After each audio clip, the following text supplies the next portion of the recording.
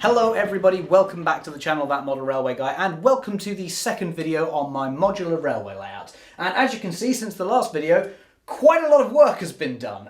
Yeah, this board has had a complete transformation. As you can see, we've got some hills, there's static grass, the track has been ballasted, there's a few trees and a fence and some bushes. Yeah, in comparison, the second board, not a lot. Yeah, it's basically still just track, cork and baseboard, and that's about it. But don't worry, this is what we're going to be doing today, so you're going to see this board transform over the course of this video. The reason I did this board off camera was simply because I just wanted to get into modelling again. I know about all these techniques in theory, but I've never really had the opportunity to do them properly. And so I figured it would be best, rather than trying to worry about filming it all and you know, moving the camera and getting a nice shot of everything, it'd be best to just make a board and just, you know, have a go at making hills and trying out different techniques. Yeah, that's the reason I did that one off the camera. You'll also notice it's quite a simple board. There's not really much going on it. Basically, I just didn't want every single board to have a big feature on it.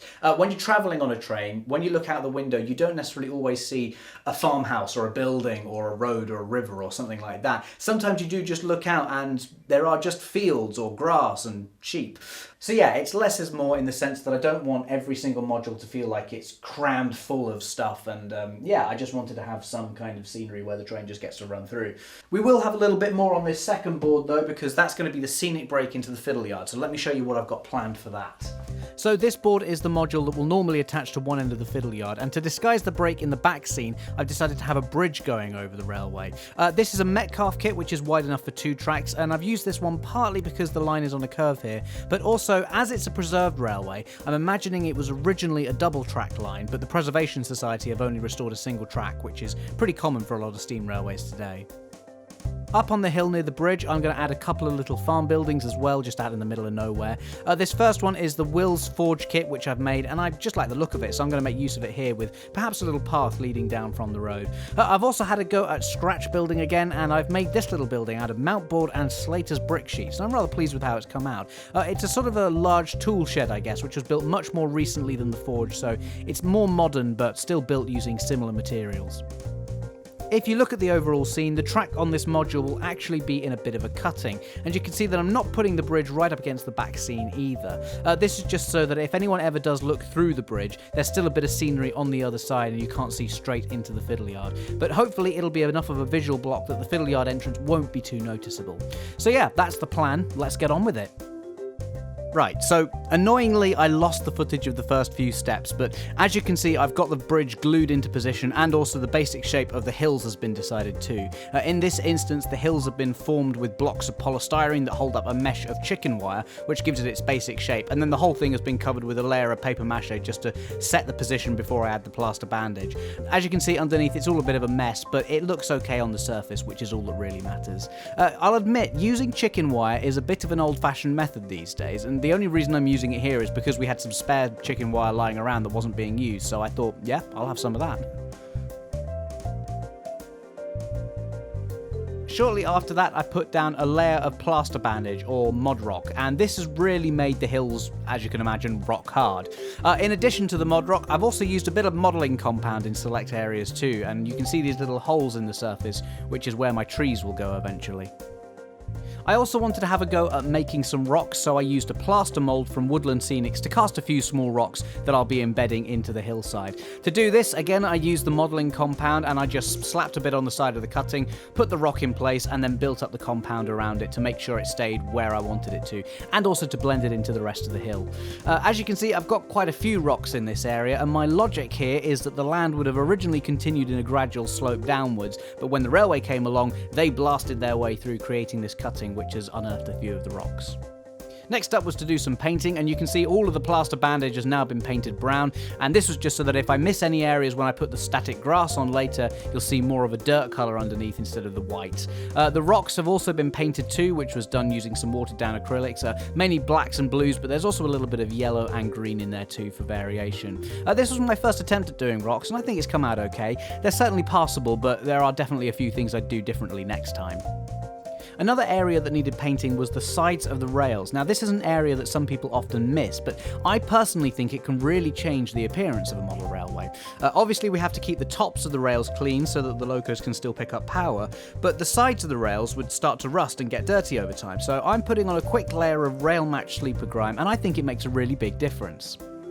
Once that was done to all the track, it was time to put some ballast down. Now I'm using the medium grey blend from Woodland Scenics, and I'm just putting down a small amount at a time and then brushing it into place to get it exactly where I want it. And then after that it's onto the usual watered down PVA glue technique to lock it all into position and get it nice and solid.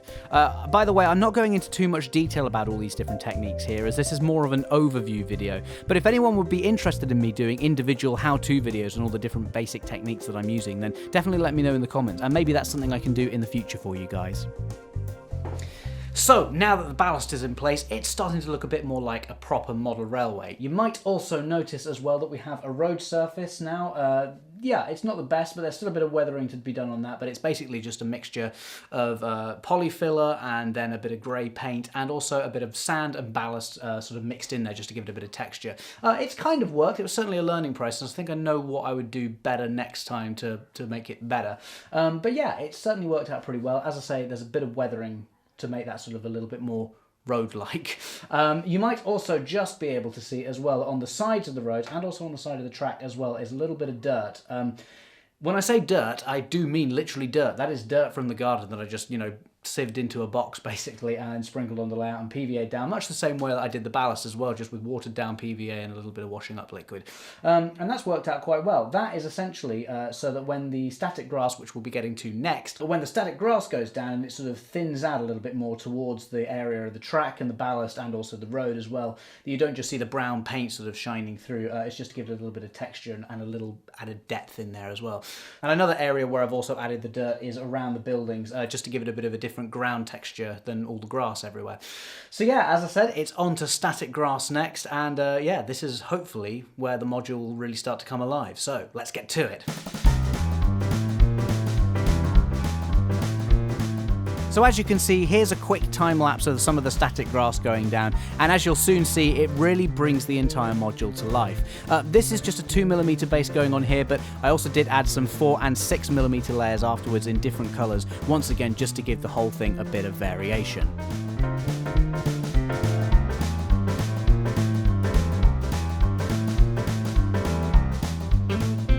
And so that brings me pretty much to the end of this video. As you can see, I've got both of the modules set up just behind me, and they're looking pretty good. They're pretty much finished. They're about 95% there. There are a few little details that I do want to add, so I will get around to doing those in a bit. But before we go any further, just to prove that everything still works, here is a little train running on the two scenic modules.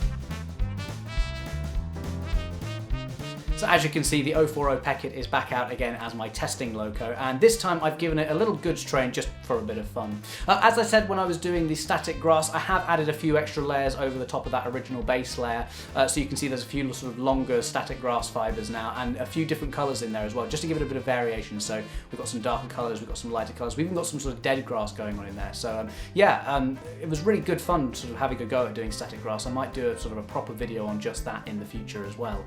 On the far side of the bridge, I've also added a few trees in now, and again, that's just sort of to help the back scene blend into the model a bit more and just make that gap into the fiddle yard slightly less noticeable. I do want to add a few more trees and bushes to that area. I don't want to make it feel overgrown, but I would like it sort of to be quite dense, I guess, so as if the line is going into a wooded area at that point. In addition to that, I've also added a few bushes around the bridge area. This is just to hide the gaps where the plaster bandage didn't quite meet up to the side of the bridge. So yeah, I put bushes in there just sort of to hide those those gaps. As I said though, there are still quite a few little details that I want to add to this module, but I'm sure I'll get around to that in a future video for you guys.